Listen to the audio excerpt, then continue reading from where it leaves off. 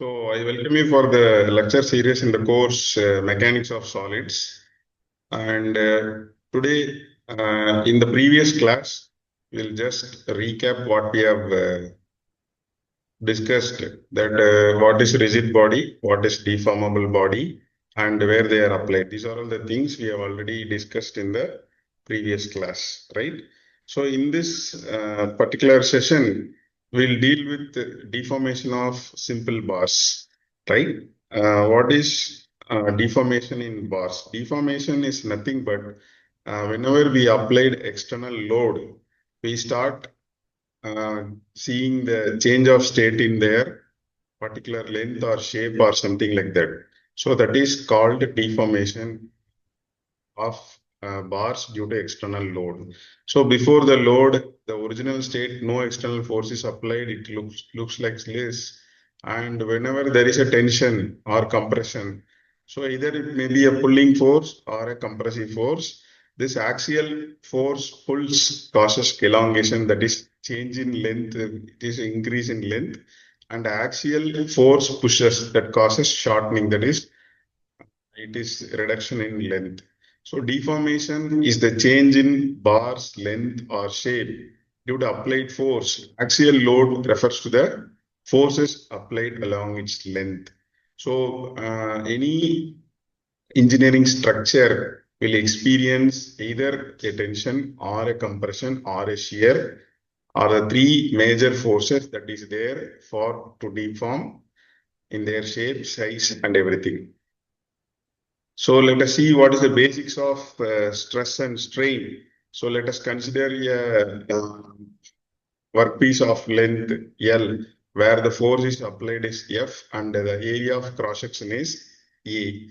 So then the formula stands in this format, like force per unit cross sectional area is called as stress. A sigma is nothing but force per unit area, and the strain we call it as change in length relative to original length. So this is a dimensionless ratio measures relative deformation. Why it is called dimensionless ratio? That is, both the denominator and numerator are of same length for mm and mm.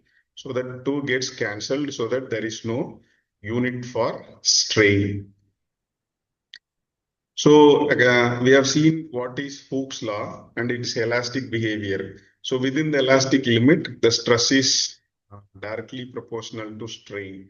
So whenever a body is subjected to stress, there is a strain, and at particular elastic limit, this strain, if is removed, or if the stress, the external load is removed, the stress is again coming to normal, and both stress and strain will be proportional to each other. So where the constant of proportionality is E, we call it as Young's modulus.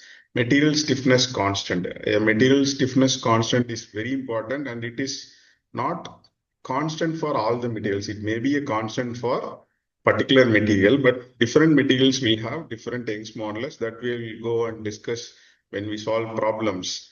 And elastic deformation is bars return to original length upon load removal. That is what this Hooke's law is all about. So how will you calculate deformation in the bar? For example, a load is applied on the lengthwise, right? When longitudinal lengthwise, and the change in dimension is also in the length of the bar. Either when there is a tension, we will have increase in length, and when there is a compression, we will have decrease in length. But how will you calculate this change in length? That is delta L is formulated like this: force into L divided by area into Young's modulus.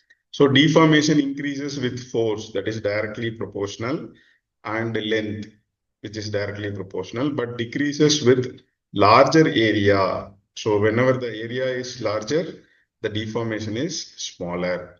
And stiffer materials, if the stiffness of the materials are more, then the deformation is less. So example calculation is given. For example, 2 meter long and 0.1 meter square area, load is 10,000 newtons. The Young's modulus is 200 gigapascal. They have asked to calculate this tensile. Using this formula, you just calculate and then see what is the deformation of a bar. So we have something called as Poisson's ratio and lateral strain.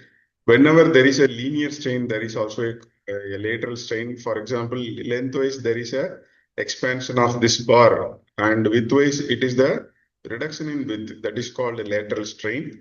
Axial loading causes both elongation and shortening and lateral contraction. This Poisson's ratio is nothing but negative sign of lateral strain to the longitudinal strain, typically 0.25 to 0.33 for materials. And real world applications are bridges, columns, cables. Everywhere we have simple bars, and there is also a composite bar that we see in the next lecture series. And predictable deformation, governing factors, safe design are the key takeaways from this lecture. And we have seen what is the foundational concepts of simple bar and stress and strain formula, elongation formula, and we have seen a calculation. I hope you all understood this particular topic. We'll see furthermore explore in the next lecture. Thank you.